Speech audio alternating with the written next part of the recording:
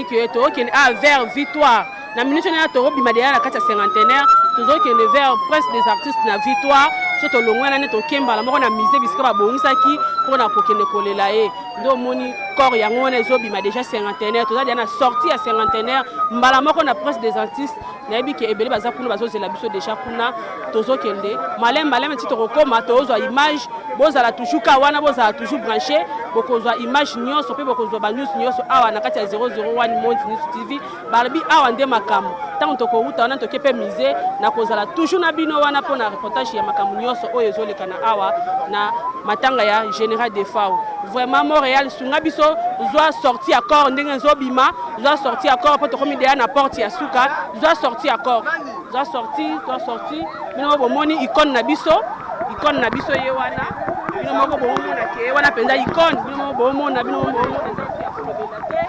vraiment que son âme repose en paix, que son âme repose en paix. Grâce à Yemen,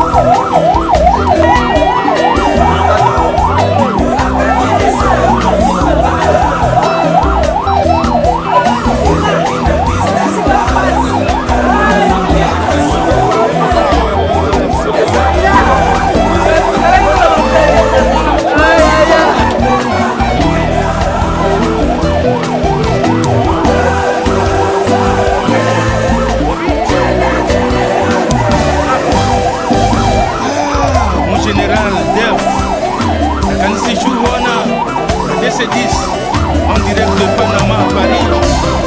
Memi Mwana, Obissi et Tokokoma. Ah, la Lili,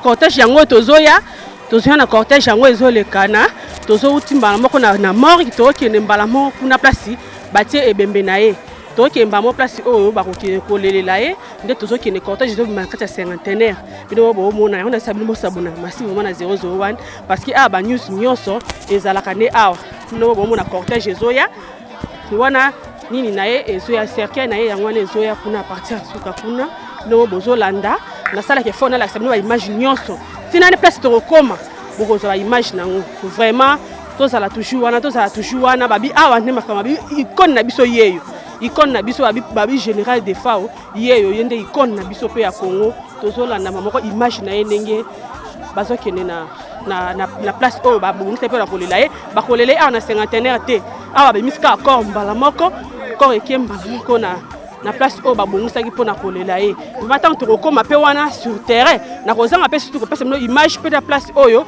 corps ezokende kolelama c'est ça vraiment Montréal ezwela biso baimage wana bien kati suka azwela biso image asunga biso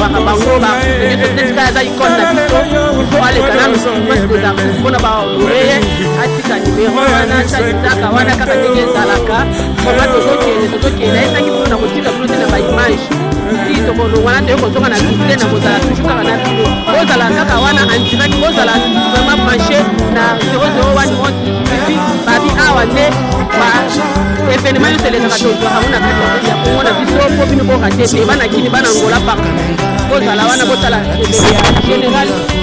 général de pas na biso babi on ya moto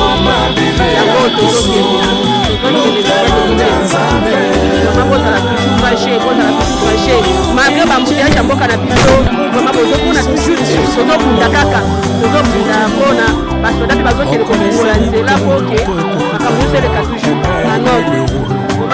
malheureusement bakusu bayebele te vraiment ezokamwisanga makasi kotala kaka lelo ezali oyo akusu aza ikone na biso bakusu naye bayebele te boye ezopesa mpasi makasi ezopesa mpasi vraiment tokomi na victoire déjà tokomi vraimen na victoire nayebi ke Montréal biso vraimen bisika oyo yango wana na liboko babi wana nde liboko ya baartiste vraiment bino mobongo na liboko ya baartiste yango wana awa tokomi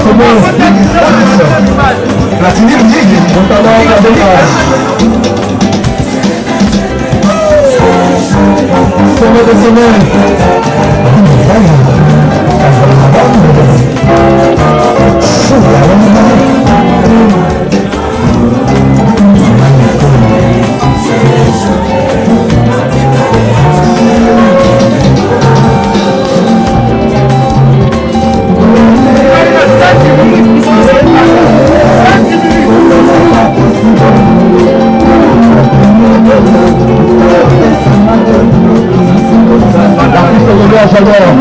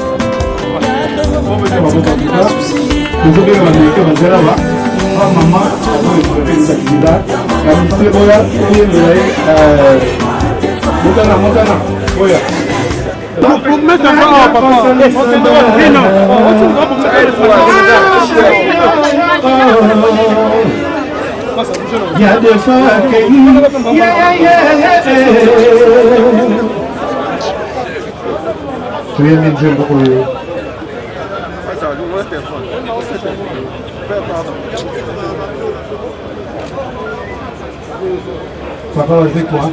Un nom?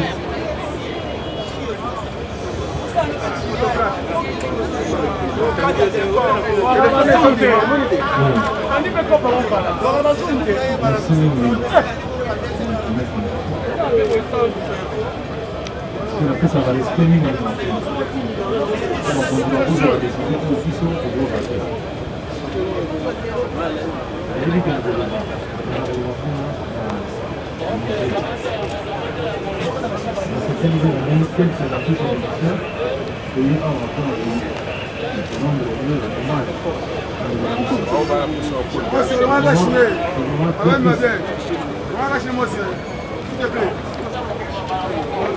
C'est vraiment très triste.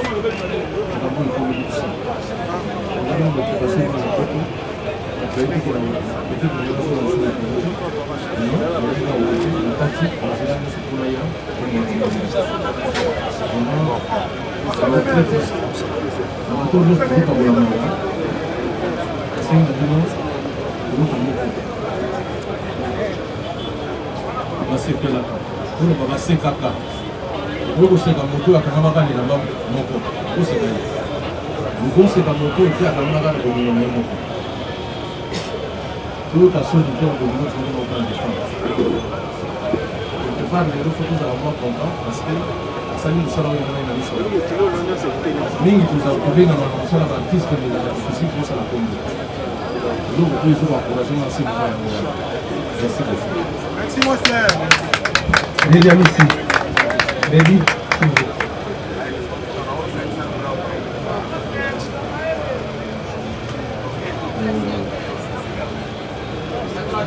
Merci de participer sur la présent de l'eau. Il faut éducation souvent, vraiment la vie dans ça, c'est vraiment aidé. Chaque fois, ça peut faire un moment de vie, on va appeler à qui tout oseli biso ekweli biso ngai personnellement azalaki camarade na nga ekosala na album oyo ebimi nanu te ebengi na ye 2 ou 3 chansons ekakobenganga alobi misi asala nokosala clip nzembo wana nabengaki producteur na ngai komana eclèche na madamadi okosala clip ntango nakomi awa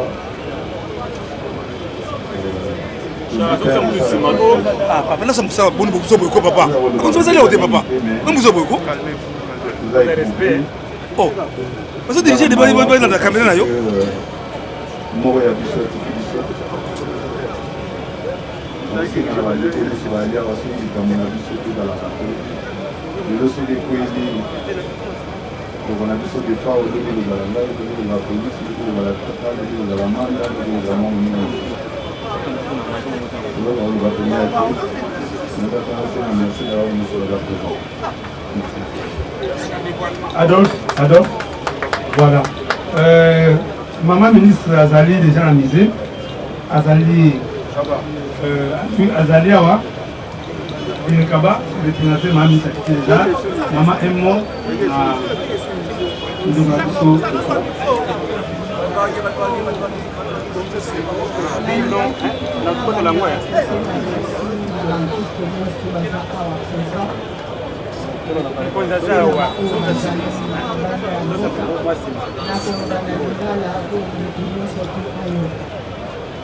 Des fois, c'était un grand artiste congolais, à défendre couleur, il y a parti na biso libanda ya mboka.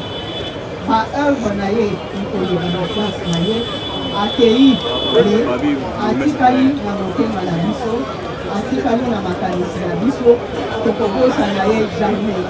Chaque fois que tokobanda koyoka nzembo ya Daniel banzembo mosusu tokobanda kokanisa ye. Eloko na nga nasenga bino kaka merci pour la présence ya bino awa. Merci. Tobengi bourgmestre de ma ministre artiste Bobaluga pour dévoiler dévoilement.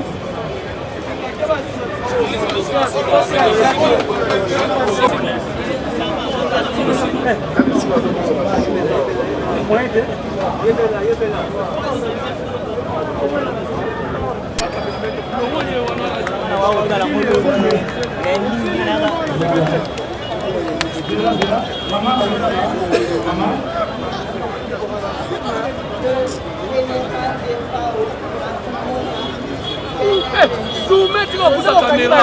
Elles sont pas merci. Ate la poche na yo. Ate la poche ça va yele.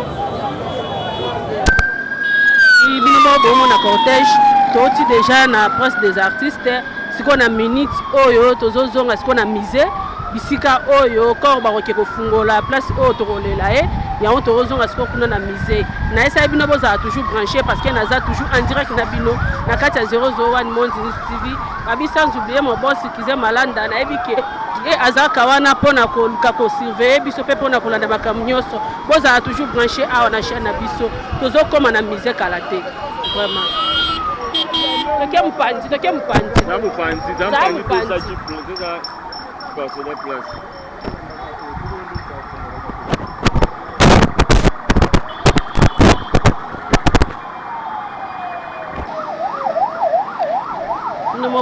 Bino momoni vraiment général des FAO. Babi icône ya mboka na biso kaka nena zoloba. Icône ya mboka na biso vraiment ezopesa pasi vraiment makasi ezopesa makapasi. Ba artiste makasi bango bazosila kaka bon vraiment que son âme repose en paix. Nous qui est amusé, nous avons toujours nabilo, nous avons toujours nabilo, nous avons toujours nabilo.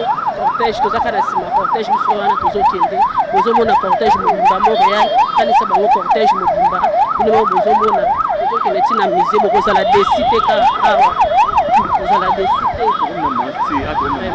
Et le cas a pas si l'artiste belé, belé, l'artiste belé. Et l'artiste belé ba olinga koloba te, le réseau peut sa passe yanwana, nazoe baté pourquoi bazobo ya koloba. Vraiment ils ont fait sa passe tout comme la misère ceux qui te reçu chance ba artiste musu ba ko pesa biso ba témoignage musu suponaye et cause la paix sous bien na kati ya chaîne na biso tous ala toujours branché wana na no silité tous ana bino. Qui va faire un petit témoignage de 3 minutes pour nous dire comment, pour nous expliquer comment il est allé prendre le corps du général de FAO au Cameroun et l'amener ici. L'honorable Vili Touda, je propose de suivre attentivement.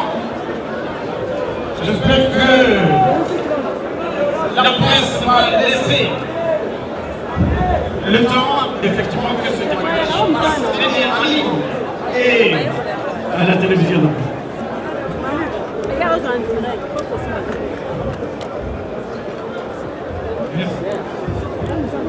Merci, monsieur, pour cette surprise. Je n'avais pas préparé ce tournage. Je pense que j'ai reçu un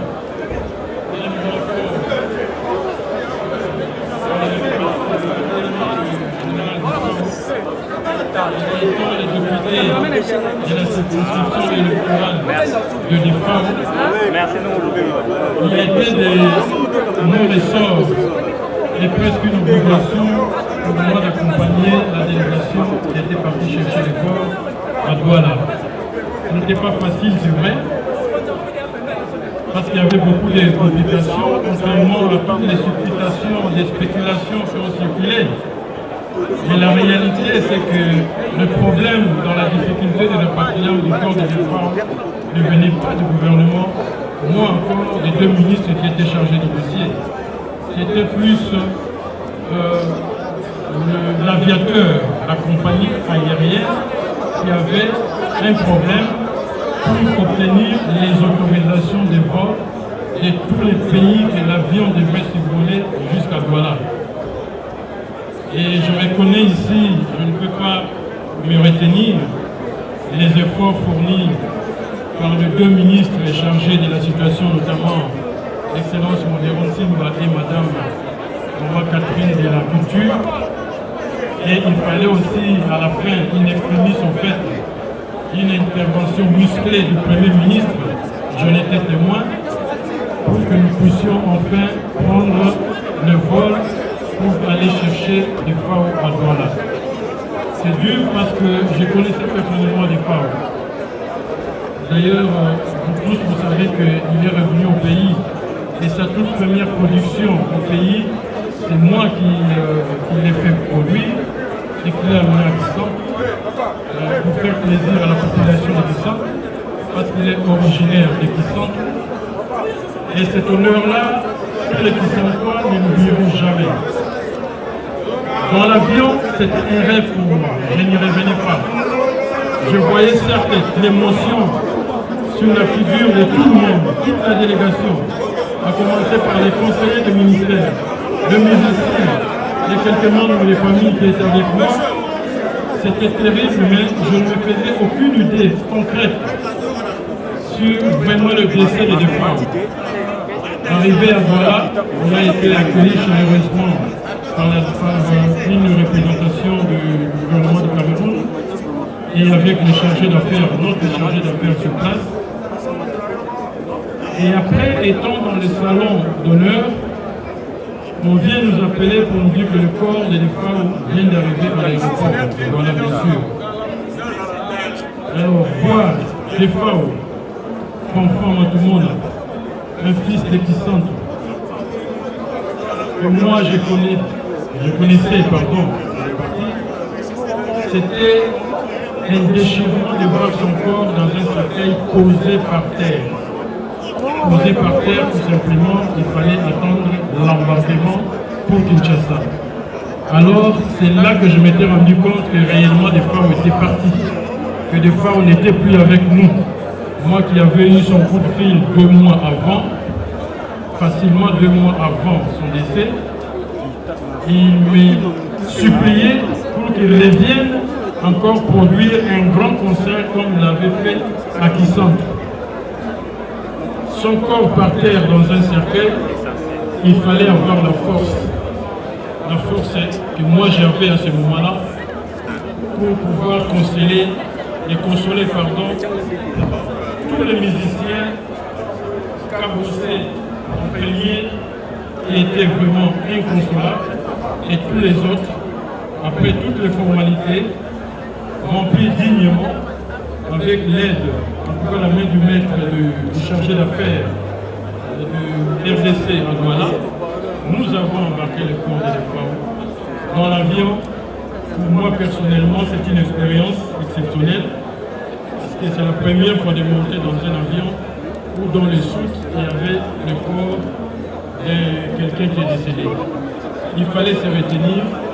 Dieu merci, après 2 heures de vol, nous avons atterri à Kinshasa avec toute l'émotion que vous avez suivie dans les médias à travers les reportages qui ont été faits. Le FAO a été accueilli dignement et d'une façon d'ailleurs officielle, parce qu'il y avait la présence du ministre Mouvero Simba, ministre du Tourisme, et Madame la ministre de la Culture, Maman Catherine, qui était là. J'ai rejoint cette délégation, bien sûr. Nous avons fait les formalités qu'il fallait faire, au milieu de pleurs, de déchirements. On était même tenté d'essuyer les larmes de certaines personnes. Il y a une musique congolaise, je ne sais pas, un mot pour la matanga générale de FAO. Non, pour la matanga de général de FAO, tu sais, perdre quelqu'un de valeur, ou bien perdre quelqu'un dans la vie, c'est toujours triste, c'est toujours... ça va toujours passer, mais mais c'était vraiment, personnellement, c'était un grand frère que j'ai eu l'occasion de Royemba Naye, un album Naye Taïm Zemani, et puis Nazala Netro, Naba Kenya, Naba Koto, Namatadi. C'est vraiment, j'ai perdu un grand frère. Voilà, quels sont des bons souvenirs pour quand même les bébés, moi 2, 3, où il est marqué, ils ont gravé, non, jeunesse avant que tu ailles on a levé les rideaux. On a eu déjà petit. Non, carrière solo, tu es dans un amitié, tu as un quartier. On a levé les rideaux de Mingi. Tu as toujours première partie. Et puis les jours à Monaco, ça, en tout cas, je suis content qu'il ait émergé. Voilà. Merci beaucoup. Merci. Mes condoléances. Merci.